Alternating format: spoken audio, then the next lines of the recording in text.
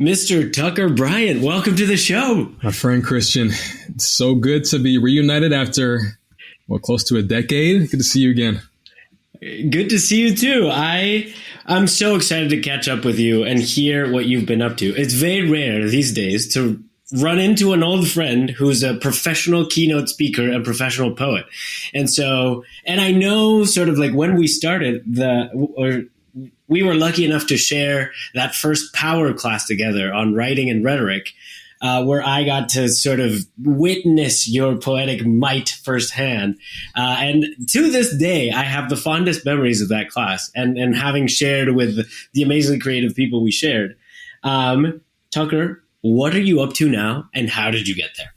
Oh, man. Yeah, you're like unearthing memories that I forgot were buried in there, because for a second, when we first reconnected, I had only thought of our last time getting to know each other being that Thanksgiving dinner that we had, because we were like the left behinds at Thanksgiving break. And we went to someone's house in Palo Alto who just like hosted folks. And it was like very sweet and also like a little bit awkward. And now I remember the power class too. And yeah, well, it's just really funny thinking of how much lore there is, even though we haven't had that much time to connect.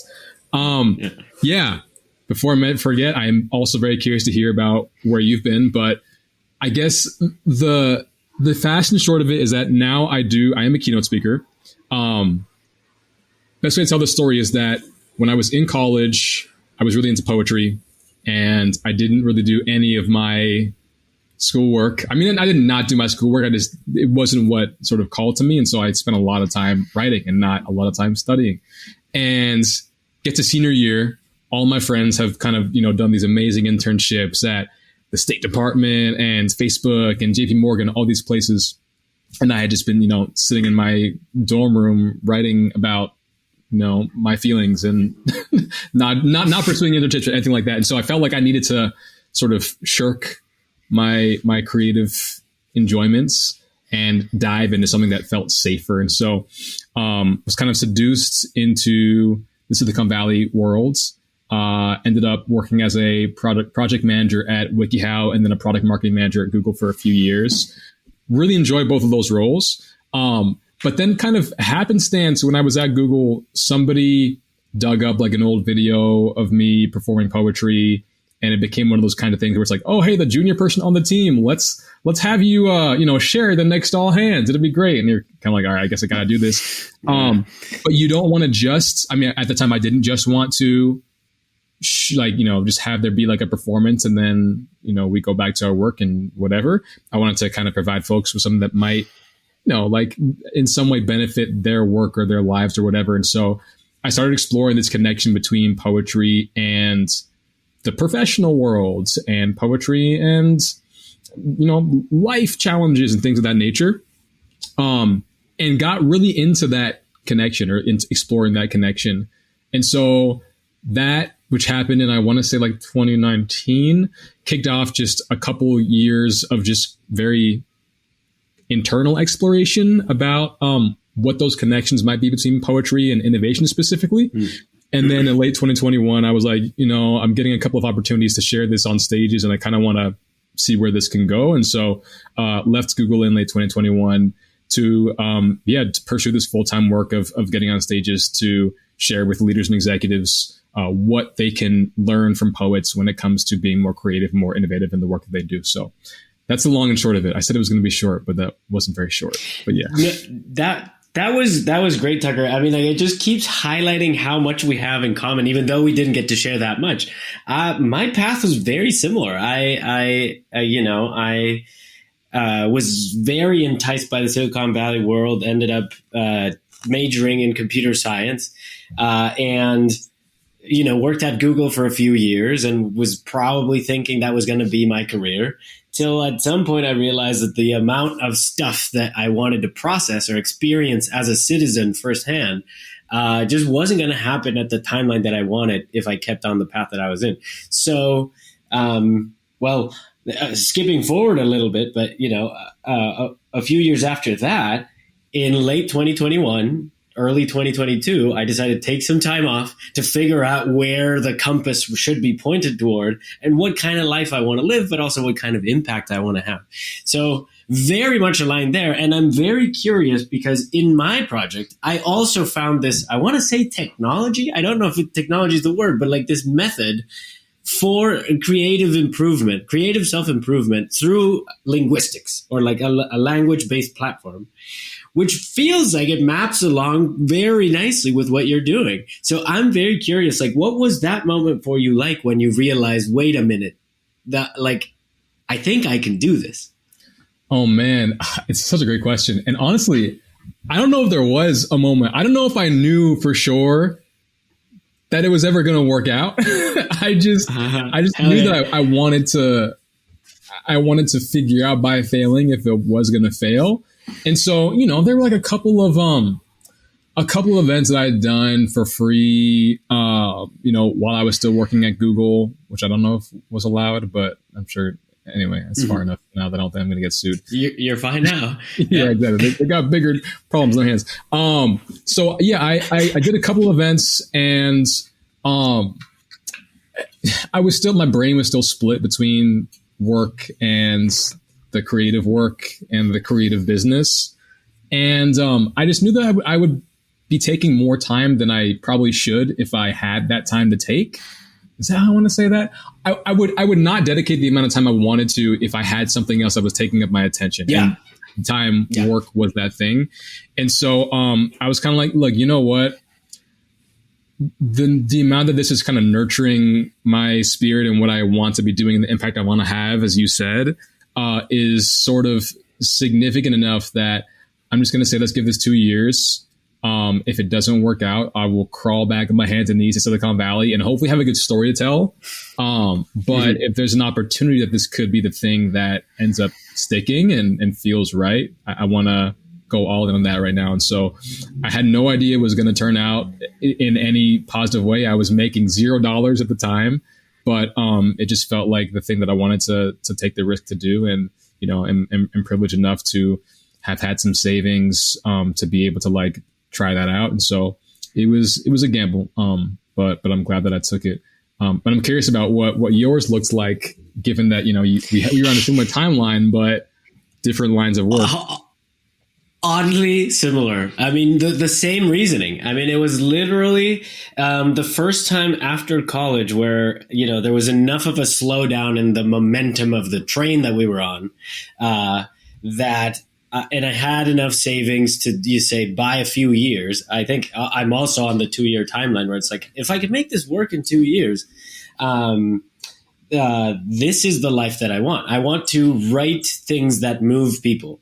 And I want, because I think that's the highest leverage thing. I've thought about all the possible things that I could do, and the written word just seems to be the highest leverage thing, especially when we're in the era of, you know, of writing God into existence, and God has a chance to read material. And so like, if it's the people you need to convince of the quality of your work aren't as many, it's just one algorithmic thing. And so then I thought, okay, yeah, this is what I want to do. Also, the creative process is the most incredible thing ever. And the fact that it became a very rigorous vessel for like everything that I could think of was like, yeah, if I can pull this off, this will be the best. And if it doesn't work out, then I will have learned something about myself. You know, I will have learned the things that I could have done better, the parts where I gave up and I didn't mean to, or like there's so many things when you unplug from the machine and you're like, all right, it's up to me now. So that's really awesome. And so tell me, I would love to know about the discoveries along the way as you were in the process and things started appearing, as in like you were starting to get feedback, you were starting to get more outlet for your work, that type of stuff. How did the first few steps feel? Yeah. Oh, that's a good question. That's that gives me a chance to kind of reflect on what that time was like. Well, let's see. I was kind of between. It's a weird cadence in this line of work because, like, you know, you spend a couple of weeks in front of your desk alone, writing thoughts and rehearsing, and then you're in front of 1,000 people for 30 minutes, and then you're alone in your room for another 3 weeks or whatever it is. And so for me, it was really, the rub for me was about committing to doing that exploration through writing as frequently as I could sort of convince myself to. So, I was sitting down on my desk, it's just for like a couple of minutes a day and scribbling some thoughts out that if I look back on now, would be like, yo, what was that dude smoking? But that, over time would lead themselves to, little nuggets of perspective on what a poet experiences when they're dealing with writer's block and how that relates to the things that folk experience when they're trying to try out new ideas, or how poets go about editing and revising and what that might be able to share with executives who are trying to narrow in on their strategic plans. And so, I was putting thoughts together like that. And honestly, there's a weird thing where it's like, I'd be curious to know what your feedback cycle looks like. But in keynote speaking, there's this weird thing where because, you put your heart and soul or whatever out on stage, it's this thing that's very like, I don't want to say opulent, but people are there usually celebrating the event. They're in a good mood, whatever. It can be hard to get like real feedback because, people are polite and people also like want to feel like their time was well spent. And so they look for ways to appreciate what they went through. But honestly, I think that early on, I don't know that I was really hitting at anything that was giving folks the perspectives that really had the opportunity to change the way they approach the most important parts of their work in life. Until a year or so back, maybe a little more than a year, I had an event and a speaking agent happened to be there. So, she spends her whole career like selecting speakers for events and proposing them to event planners. And, she has no stake in my, me being a success. Person. Yeah, exactly. And also like just, she had no need to like lie to me about anything. And she was kind of like, I gotta be honest, I feel like you're trying a little bit too hard to prove that you're smart by like speaking in their language. What we really want from you is to be transported into this totally different perspective that you have from doing your art and find a way to find nuggets in that we can take and apply however we feel. Because I was doing all this stuff about like business case studies and telling business stories, but through poetic language and all this stuff that I was like, this will help folks know that even though I'm a poet, like they can still listen to me. I can still talk about McKinsey. And that just wasn't, it wasn't what like appealed to me. And it also wasn't what I think served them the most. And so when she gave me that feedback, that kind of gave me the freedom to stop trying to prove stuff and just look for opportunities to connect. And so it's a roundabout way of answering the question. But yeah, first it was like all good, but with this veneer of like, oh, there's definitely more I could be doing here. And then I got some really real helpful feedback and it kind of shifted things. But that's great, and I'm happy that you found that somewhat early on, because the if I'm hearing you correctly, the first approach was to try to take your customers, call them that, linguistic models, and then sort of like you add a layer of magic on top. But that's a difficult translation thing to do. It's sort of like this soulless thing that you have to put a soul to, whereas this framing of this shift frame is it's a thing with the soul that now you're extending into their purview or their sort of areas of interest. I think that's awesome. And it's awesome to find those people who are really like objective about it. And they'll be like, yeah, I think this is what you're doing. And I think this is what you could do better at. That's a real luxury. And my case, I think, has been really interesting because some of it is public. Like some of it is like this episode will be shared with people and like I'll get feedback from listeners and hearing what they like, what they don't like. There's also like, but this is a conversation that we're having. It's not as creative as something like a produced work of art or like a produced poem or a produced book, the thing that I'm working on now. But getting feedback on that is so interesting, because then you're filtering not just the feedback itself, but the relationship that is filtering the work. So say like we're friends, but we're very close. So like there's all these sort of like little dynamics about our relationship that are sort of modulating the real feedback coming through. So that I thought has been super interesting, and sort of like trying to sort of reverse engineer the real thing from all that has been really wonderful to explore, but also a little bit, more of a challenge than I thought. Also because I'm very self-aware about my blind spots, that I'm very bad at accepting good feedback, and I'm very good at accepting bad feedback. So that doesn't necessarily help. But there's another meta thing here that I think is worth exploring, that is your love for poetry itself. In the cultural zeitgeist of popular ways of doing art, there's almost like this popularity curve that is like music, there's like graphic art, and poetry is on the outskirts. There are very few poets that will come out and say, yeah, I write poetry, I share it on stage at these places, compared to some other kinds of things. I want to hear more about your love for poetry. How did you fall in love with it? And how do you feel about the role of poetry today in a very different world stage, right? Like the world is more TikTokable and Instagrammable than it ever was. So why don't we start with your love for poetry first?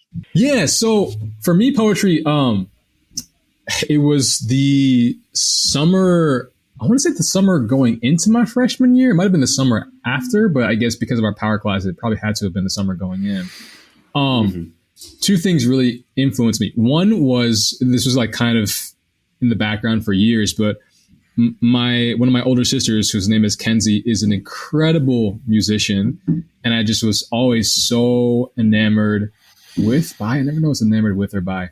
I was enamored something by just seeing what she did with her craft, and always wanted to do something like that. I had played guitar for a few years and really loved that, but it was much more of like a technical pursuit as opposed to a form of, I was still expressing myself creatively, but I wasn't making stuff with it. And so I wanted to make stuff. Poetry was like one way that I was interested in doing that, in part because that summer I had seen all these videos of slam poets, and just remember feeling so just like viscerally moved in this way that I didn't realize I could be by just someone's words. And the pursuit of that kind of experience was really like addictive to me, and I got really obsessed by that. And then to your question about the role of poetry in like a TikTokable world, which is such a nice way of like juxtaposing these two ways of seeing or consuming. There's so many ways I could take this, and so I'll just pick the one that comes to mind right now. One thing that's always really interesting to me is I hear people often say like, oh, I'm not a big fan of poetry because like I just don't get it. I don't know what it's trying to say. It feels like it's encoded. It's this, it's that, which is such an interesting perspective, because everyone who reads a poem has an experience with it. It might not be as unilaterally simple as, if you were reading the headline of a news article or some other argumentative thing that's trying to take disparate sources and narrow them into one path. But I think that's also part of where like a lot of the magic and the potential lies, is the meaning of the poem is, one, very personal to whoever is reading it, and two, it's something that like it rises from the ground up. And so as opposed to looking for a purely external source to ourselves to tell us what something means, we have to reorient towards like, what does it feel like to see these words next to each other? Even if I don't know what they mean collectively, what do I feel? What images are coming to mind? Even if, again, it doesn't like lead itself to this one very simple argument or image that I'm used to getting at the end of a piece of writing. And when we learn to relate to ourselves in that way and relate with like get more in touch with our intuition and how that comes into play when we are reading poetry, I think it leads to a totally different kind of just relating to the world and forming our perspectives and listening to our emotions, which I think oftentimes the alternative to that, the TikTok about whatever, can kind of serve to numb or pacify. And so, in a phrase, I would say that part of what poetry means to me in a world like today is it gets us in closer touch with the parts of ourselves that we're often handed by other folks, as opposed to simply listening to what already exists.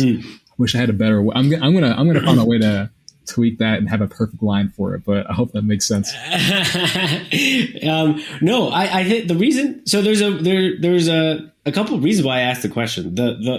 I think that I was trying to get at the fact that because the world is more TikTokable today, I think poetry is going to have a bigger platform than it ever has. Shorter burst verses that are just like 30-second, 50-second TikToks, obviously coupled with some multimedia stuff. But I think that it's a bigger arena than it's ever been for poetry. And I think that the thing that you said before about how why poetry is less common than other forms of art. I think that what you're saying is, it's a mental workout. It's sort of it's a workout where you're exercising your ability to imagine and the ability for your brain to do things to you. And I agree. And I think we also, maybe this is part of the TikTokable thing, that I think the world is not used to working out this muscle. It's used to consuming the one true narrative and sort of seek consensus as fast as possible. But here, and there's a third reason why I chose the question, is because I remember that for that power class that we took together, this is the power that I see in poetry that I think is incredible. I remember some of the images from your presentation there. I remember images like the cracks of a screen mapping to the cracks on someone's identity as being sort of their Facebook profile, a representation of who they are. That stuff stuck with me 12 years, man. And that was a freshman class. And so I think that delivering that kind of experience at scale is something that is new today. But also that comes with all these weird creative constraints. You're now, serving the algorithm, and you're now sort of trying to provoke a particular feeling as opposed to the feeling that, would naturally occur to you. But maybe let's go into poetry itself a bit more, because I think it's just such an interesting use of the brain. And also maybe let's do Def Jam poetry, because it's a different experience too when you have the body language, the intonation, the pauses, the theatrics of it. The words take on a different character than when it's just them cold on the page. Why don't we talk about the combined art form of Def Jam poetry and then take it from there? Yeah, totally. Well, I think what's cool about Def Jam and just kind of spoken word more broadly is that it is this marriage of language with theatrics, and it enables the speaker to embody the words in a literal sense through their voice, through the dynamics in their tone, etc., and also through just the rest of their body. And for me, that's really what, drew me to the art form, was that sort of made it real for me. Oh, wait a second. This can happen with words. And that felt incredible. By the same token, though, I think, again, if it's still on this theme of not rushing to consensus, something that took me a lot longer to appreciate was poetry that was just meant for the page, and that doesn't have that living person to kind of embody it, because then again, it is I have to interpret how I hear the words, how they make me feel. And also what becomes exciting there is that sometimes there's more than one answer at once, right? This poem can be both cynical as well as jubilant at the same time. and not having a voice to present that to me enables me to kind of feel my way to those multiple conclusions and like find a way for those contradictions to sit in my experience. And so I think there's such an important place for Def Jam and slam and spoken word. And of course, like, you know, most of what I'm doing on Get on Stage is going to be like some version of that, because I am speaking most of it. Some of it is getting read, but most of it's getting spoken. But then I think there also is this broader world, in my opinion, potential that comes from just like what happens on the page and what do we experience when we just see it like that. So I will always have a special respect and appreciation for the incredible slam and spoken word poets who are out there. And I'm also really grateful to have the opportunity to like also try to reach for stuff that you only get to reach for when it lives on the page and nowhere else. And now, and my curiosity got the best of me. Thinking of all this is like, what themes have you been exploring lately in your work? Oh, well, thank you for that question. A lot comes up. So the two things that I think are most common for me right now are, I'm like looking right at the eucalyptus trees in the Panhandle. I live in San Francisco, right by Golden Gate Park, and it's like my favorite place in the fucking world. And so I'm writing a lot about flowers and grass and sunsets and oceans and, you know, the memories in my lives that those things sort of bring up, my many lives. But then I'm also writing a lot about addiction. I have a long-term history with alcohol and substance abuse that kind of culminated in an addiction to oxycodone that, you know, I was able to get myself out of during the pandemic. And for a long time, I was kind of writing around that. Like I'd be writing about addiction or drugs without actually naming it.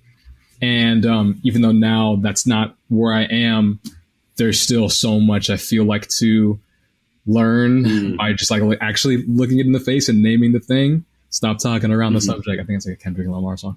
And so, yeah, addiction comes up a lot. And so they're two pretty different ends of the spectrum, but they both serve a great purpose. I'm curious. So, I'm sorry. If I can turn the table for a second. Outside of the work that you're doing, are you also engaging in creative writing? And if so, like, what place does that take in your life? Or where are you engaging most with linguistics and words in your life right now? Yeah, absolutely. And well, may I just say, first of all, freaking awesome that you were able to tame the beast and climb out of the hole and deal with that whole thing, Tucker. Seriously, as someone who knows you, I seriously so glad to hear it. And the fact that you're even capable of naming it and, you know, occasionally give a mean stare back, that's incredible. Thanks, man. And that also you get to celebrate the spring and the beautiful things in life, the eternal cycle. I think it's just fantastic. Resuming our story, the one that I was telling you about, I took some time off to see what the highest leverage thing I could do was, realized that was writing. And I always thought I was going to write a nonfiction book. I was going to tell I'm going to give you the news headline for what I think about the world.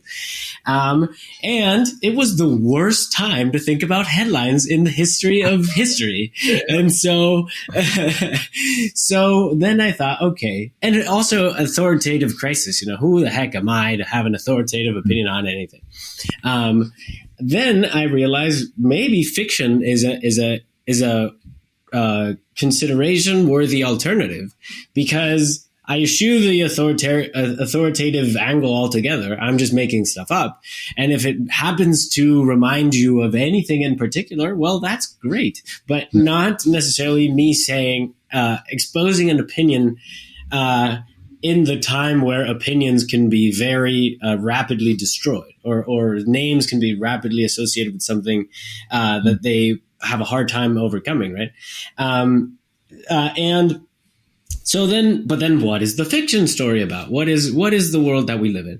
And I had a weird moment where I really couldn't tell apart if we were in a science fiction novel or not. Like with AI, with like longevity, with like all these things, the threat of nuclear war. And I'm like, this is a science fiction novel. This is a story. And so then, okay, that sort of guided the path a little bit. And then I had an opening scene came to me, and there were these two characters, and one of them was really worried and the other one had no idea what was going on. And that was it. And I pulled on the thread. The one character was called Rabbit. And so I literally followed the just went down the rabbit hole. And, awesome. And it became the story, in part about these metaphysical entities called traces. That's where the podcast gets its name. That's where the book gets its name. And this one trace in particular, Rabbit, is really worried because the narrative, the place that they live in, is falling apart. And that's one story. And there's another story told in the second person. So your story is being told to you. And it's a story that takes place in San Francisco, California. It is very hyper-realistic present day.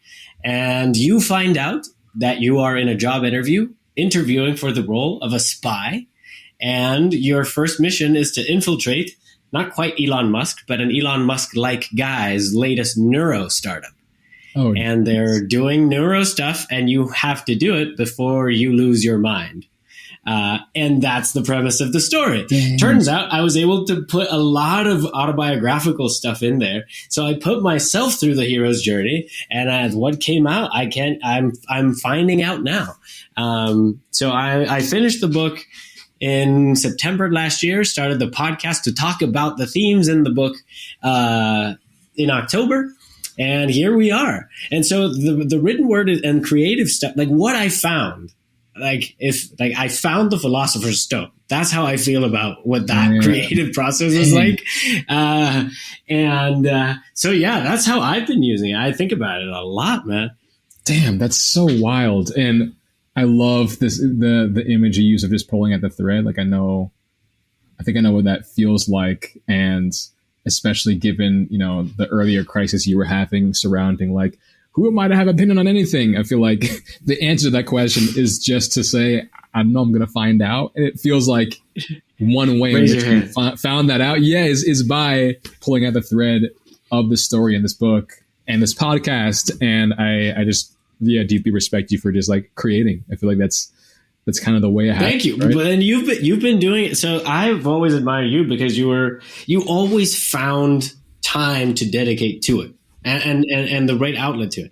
I failed at that so tremendously during undergrad. I was completely over like tsunamied by coursework and networking opportunities, whatever it may be. But so I greatly respect the fact that you've been doing it for so long, and I think like it's almost unbelievable to me that the performances I saw you give freshman year were only a year into you discovering your form. Because, oh my gosh. And well, maybe there's another spin that we could take the conversation toward that is sort of like, given that we're both in the creative linguistic arts, that sentence doesn't roll off my tongue really easily. What are some of the most interesting linguistic discoveries that you found? And I mean that like in terms of literary devices, sort of like, either it could be like juxtaposing device with themes. It could be narrative arcs, narrative structures. What are some of the most fun things that you as a creator have found along the way?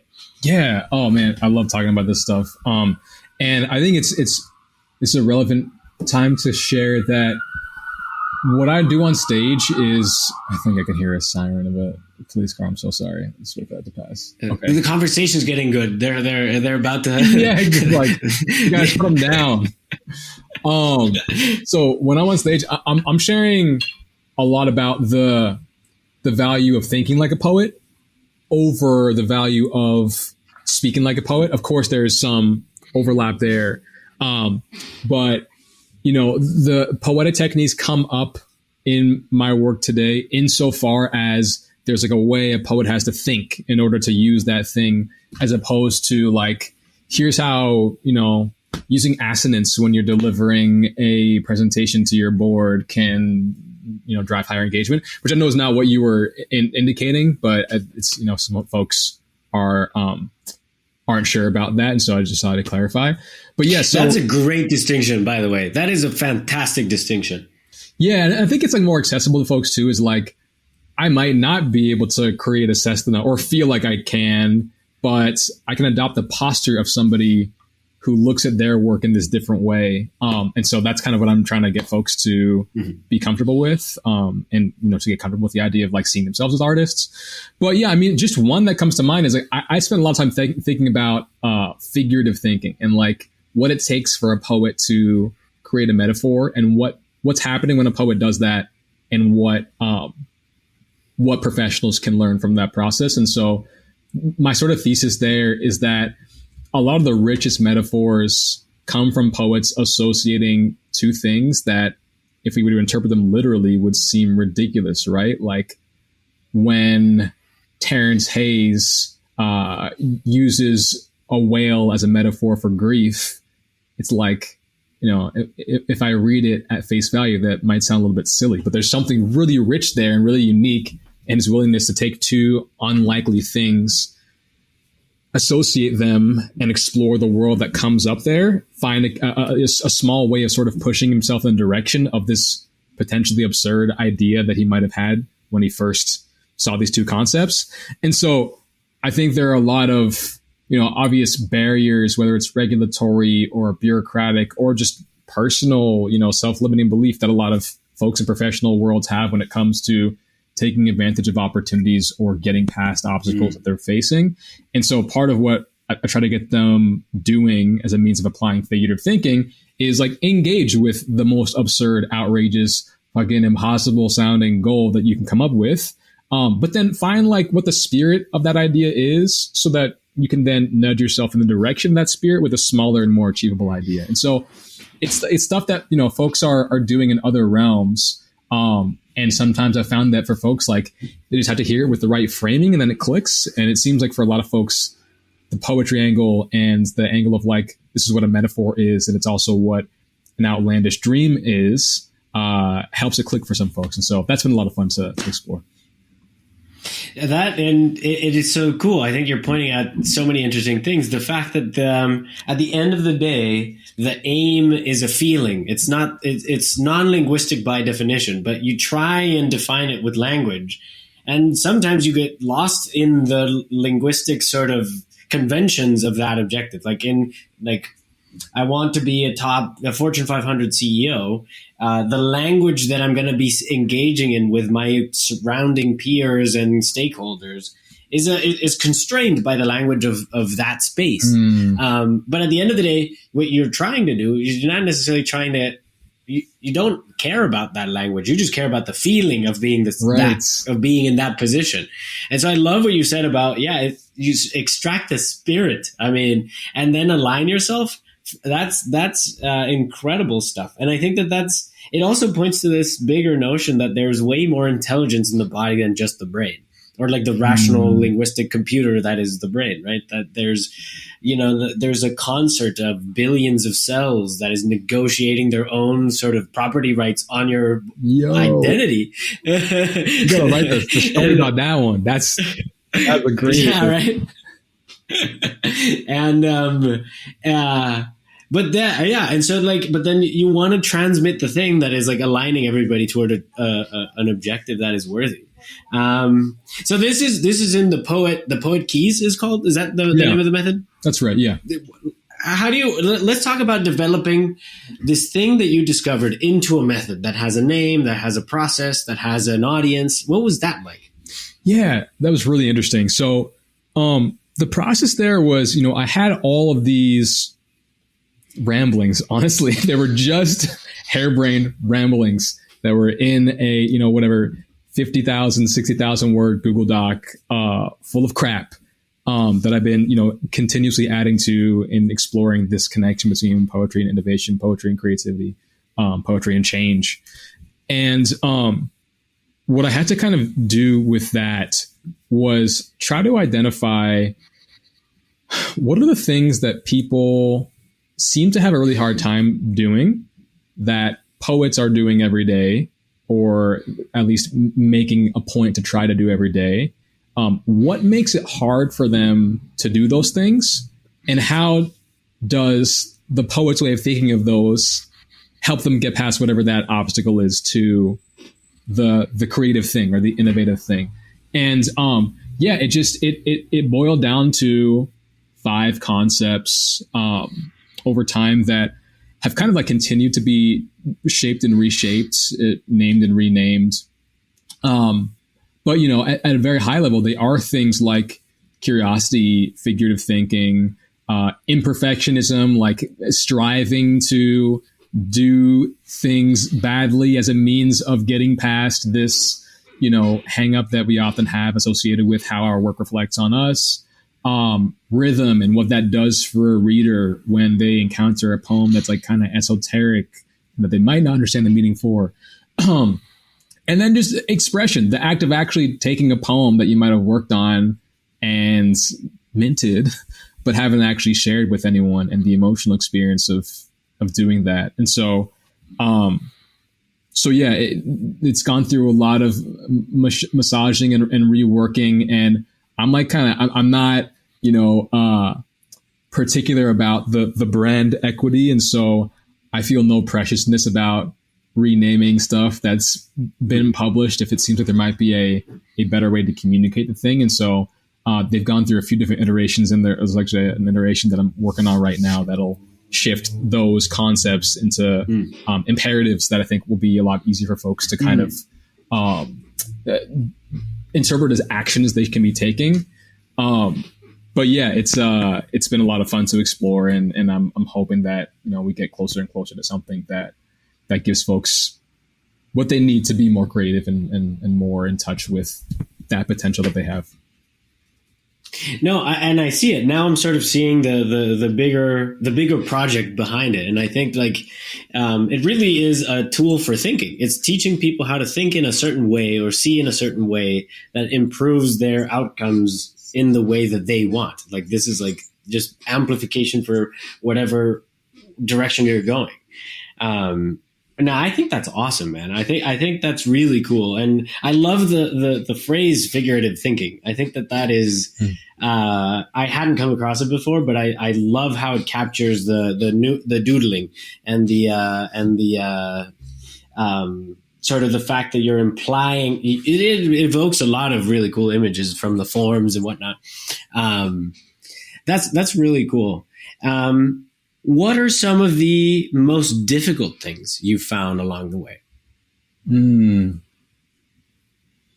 Oh man, I could spend a whole day on this piece. A couple things. One has been patience and recognizing that there's so much latent work that goes into having the impact that you ultimately want to have. And like, you know, today things are like, you know, I'm nowhere near like the top of the whatever, but like things are busy enough that it's not something I think too much about now. But for the first year or two, it was really confusing being in this cycle of like, again, like there's nothing happening for a really long time. And then there's something happening that seems to go well. And then there's nothing happening for another long period of time. And so that's been challenging.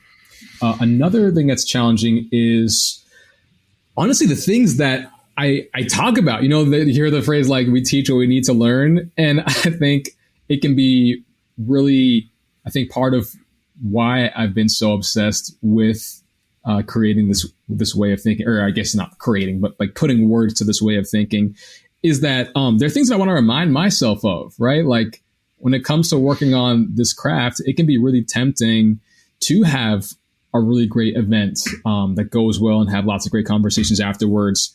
And then to kind of get back to my desk and take a deep breath and, you know, doom scroll for several hours for the next 2 weeks, when I know that the best work that I've produced, and I know that the best work that most folks stand to produce comes from those really small, consistent, you know, commitments to exploration.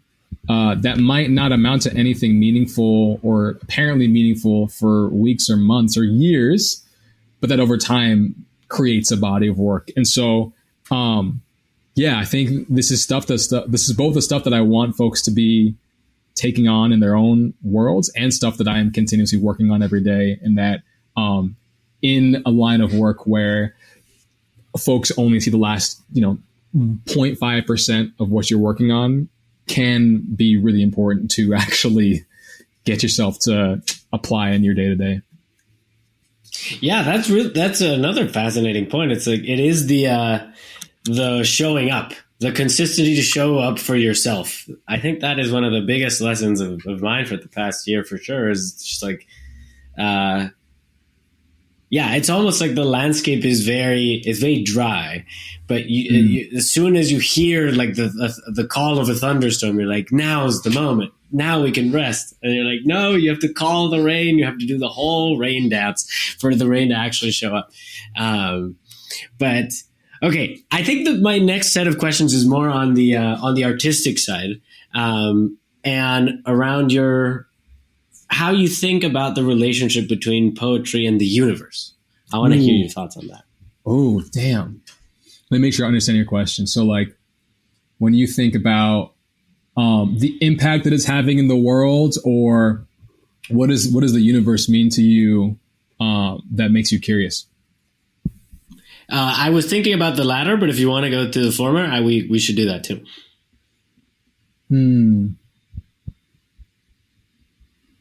Say more about the question. I want to make sure I understand. Okay. So I came across the notion of this autopoetic universe. The idea of the universe writing itself. And it's sort of like both, but it's kind of adversarial. It's sort of like creating something, but it's withholding something. Ooh. And it's sort of like engaging with this like oscillation that keeps you hooked, and it just keeps you around. And by that point, we can sort of argue forever what you means. Oh.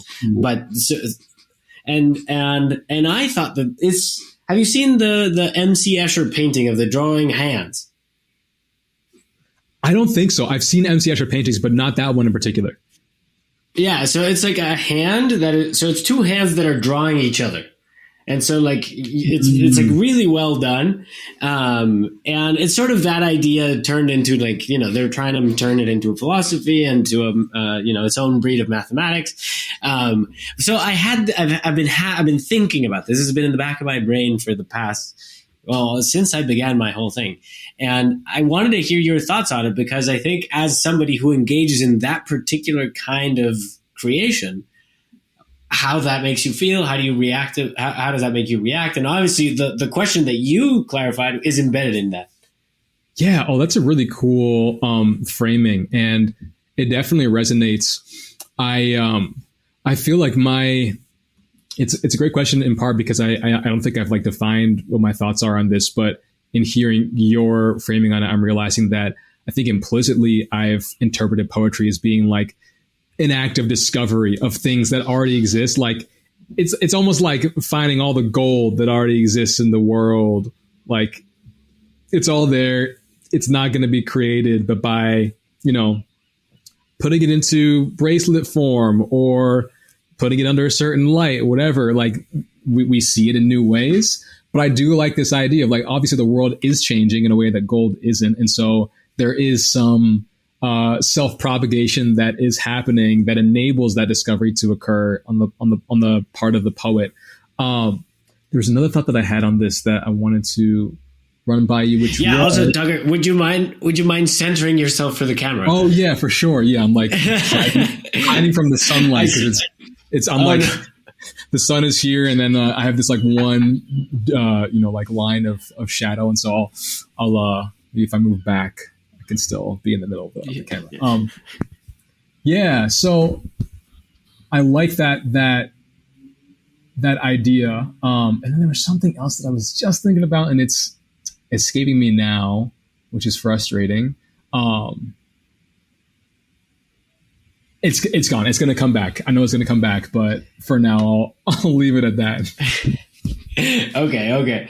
No, I've been thinking about this idea quite a bit, and I think that there's something about the interpretive act that is fundamental to reality. I think it's like you can't escape.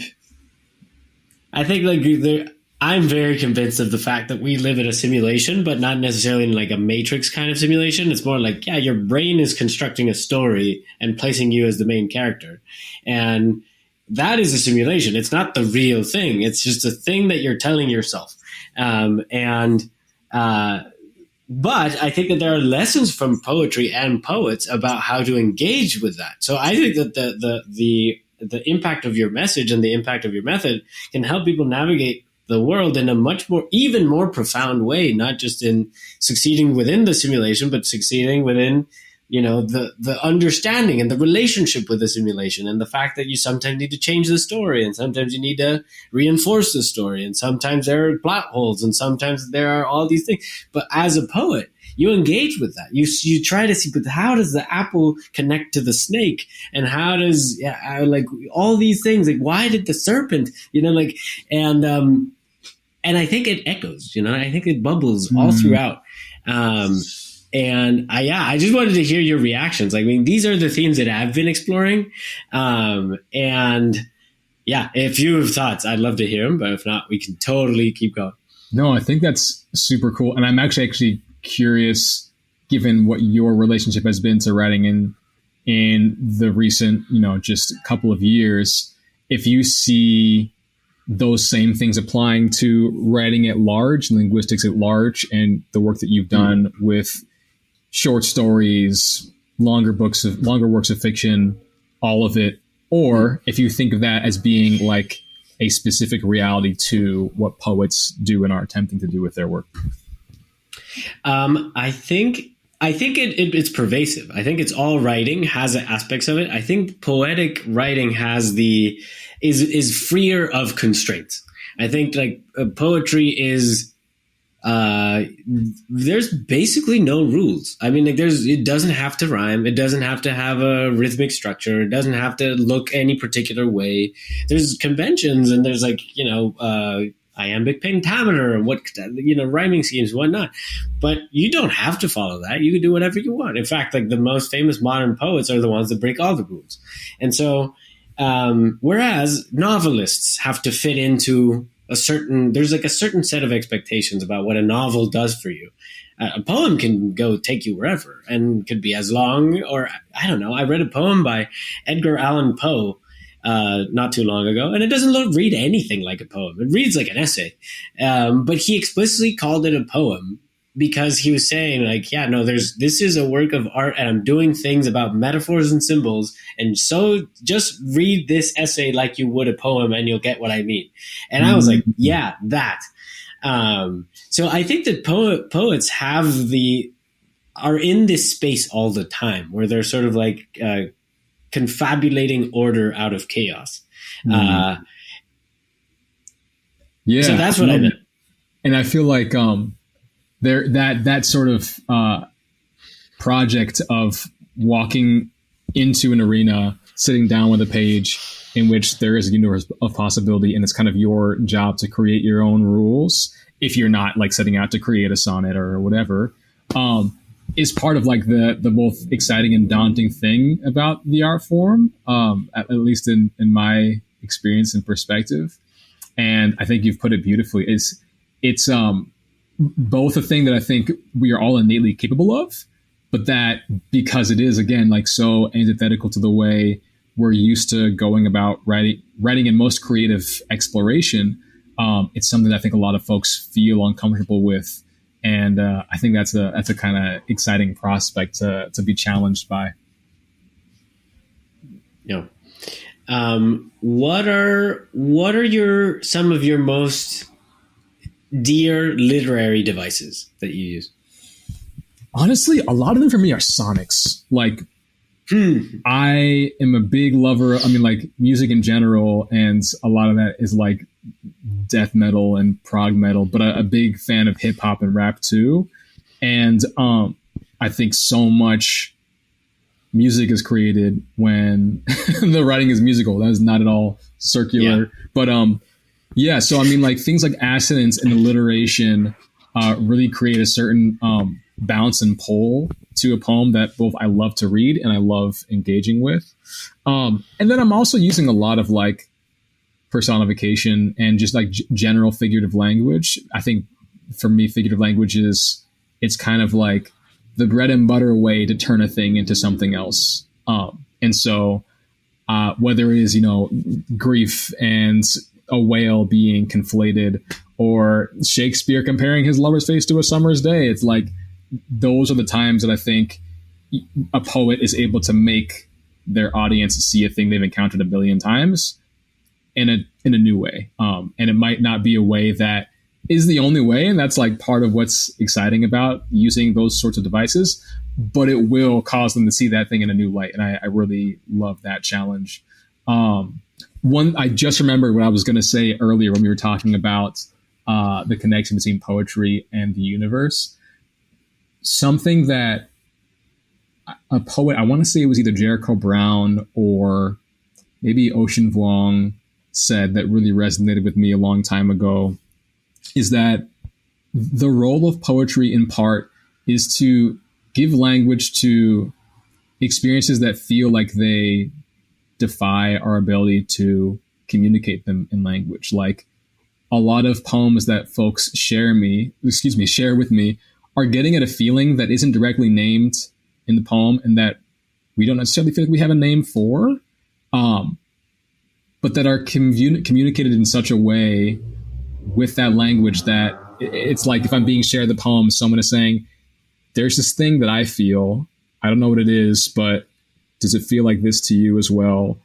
And if the poem captures that feeling in a way that is vivid enough, of course, the answer is going to be yes, even if I don't feel like I have a way to describe the experience or a way to describe the feeling. And so that effort of creating an image with words that might live between the language that we normally use is kind of this like paradoxical thing for me about poetry, where it's like, yeah, we're using words to communicate language, but it's actually the stuff that's happening between the words and between the words and us that really is where the poetry happens. And so, yeah, I wanted to share that before I forgot it for good, because it almost went forever. And now it's recorded forever. Yes. What else do you like thinking about, man? Like, where does your mind go when you let it roam free?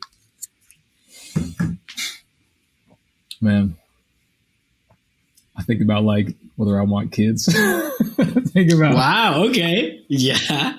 I feel like I'm between, the life engineering and life design stuff, and the more like viscerally pleasurable things that are around me that I get to engage with every day, whether it is Golden Gate Park or a really great album I'm listening to, or how good it feels to sleep, Yeah. And so,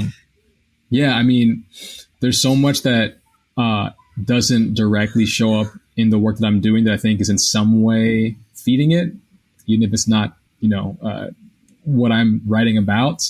But yeah, I think I'm always between either that,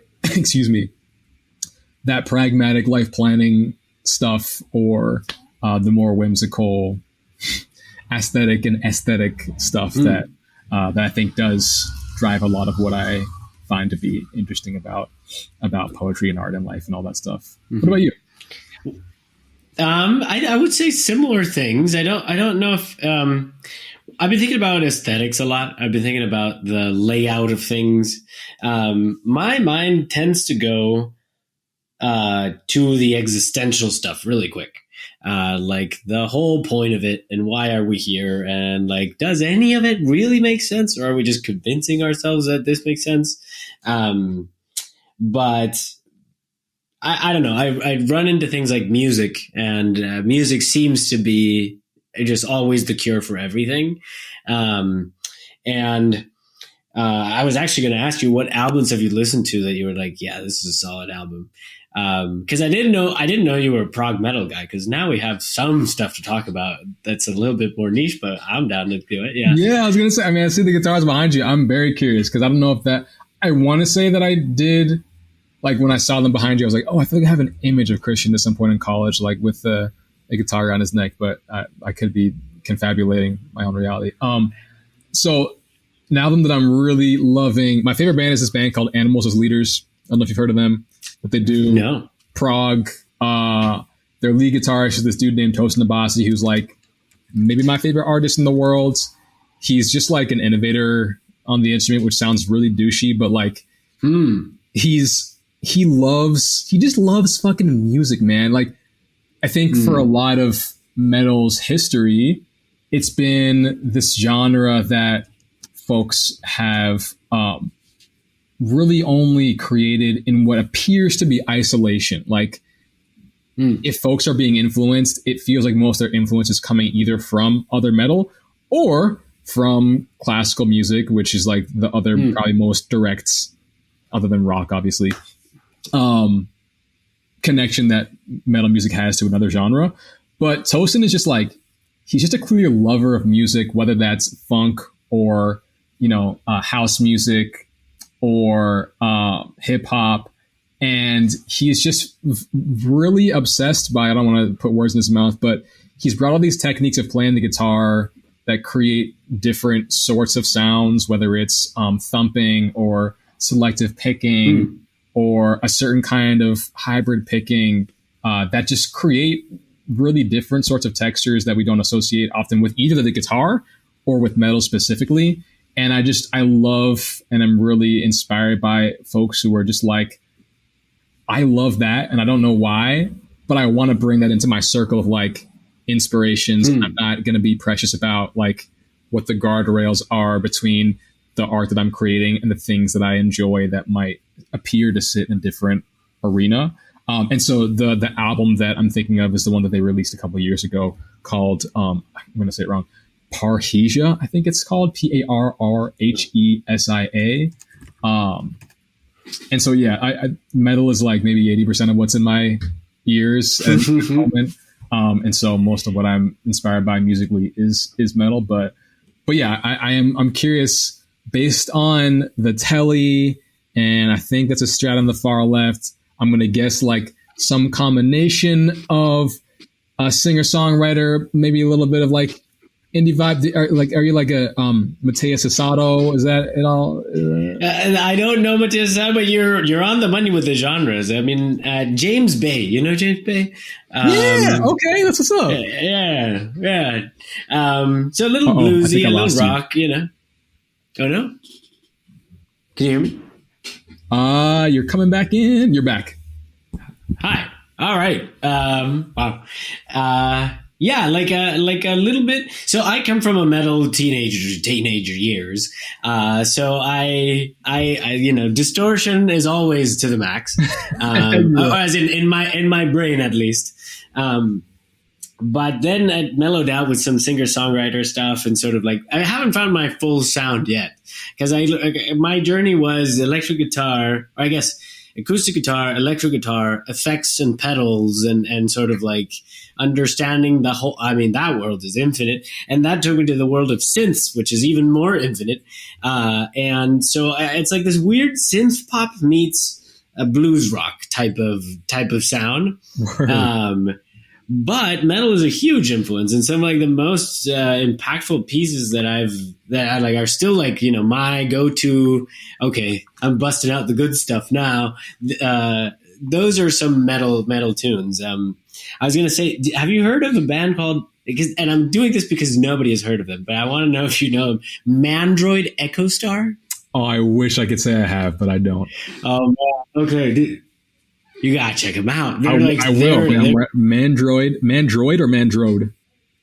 Mandroid. I'm not. I don't. The naming, the marketing for some of these bands is. I'm sure the SEO is great. No one else has those search terms, Yeah. No, they're good stuff. I mean, like very progressive, very. There's another thing there that I think you pointed out that I think is really interesting, that in the metal lore, like in the genres of music, there's like the poppy mainstreams and there's like everything that is sort of in the vicinity. Metal always was like, I'm the mean person in the corner. but I think that's evolved. I think that like sort of now metal has taken on a new cultural role where it's more like, no, you just forgot you needed to rage against the machine. You just forgot, you know? I love and that. let me write you a power freaking anthem about how heart rate sucks, you know? But, yeah, now I'm like glazing toast in the bossy now, but there's a video in which he talks about his influences, and he talks about discovering Smashing Pumpkins when he was a kid, and he was like, this is the first music that I heard that wasn't like objectively happy or sad. It was like a combination of things, and it kind of over time got him interested in exploring these emotions that are a little bit more like between the cracks, or just not like overtly this or that, whether it's like anxiety or aggression or, you know, heartbreak, things of this nature. And yeah, like doing that, especially without the use of language to convey emotion, is also a really interesting challenge. And so, yeah, I think that's one of the great things that metal is providing to us, is that it's, you know, I love pop music too, but it's not gonna, you know, often do that like simple, this feels happy, this feels sad thing. Which, you know, I feel like has connections to what poetry feels exciting because of as well. So yeah, man, it's fun listening to. Yeah. And no, there's a hidden point there that I think is really cool, is that like we think of pop music as being like a machine for euphoria. It's like it's like, all right, I want to be in euphoria mood. But like, I think what we're sort of getting at is that, like, wait a minute, if euphoria is a beautiful thing, you don't want to ever say no to euphoria, but sometimes to get a better picture of your own emotional landscape, you want to explore other things too. You want to let the anger out. You want to let the, you know, the more sophisticated stuff. Like I find myself randomly listening to organ music sometimes, and I'm like, this is metal. I mean, like, it's the same thing. And if you were back, you know, like in the 1500s or something, you went to a chapel and you hear the organ for the first time, that's freaking, you know, Slash on stage. This is a yeah. Go ahead, man. Yeah. All right, Tucker, man. I think this has been great. I think this has been awesome. I'm so glad to connect with you. I love what you're doing. If there's anything I can do to help, just let me know.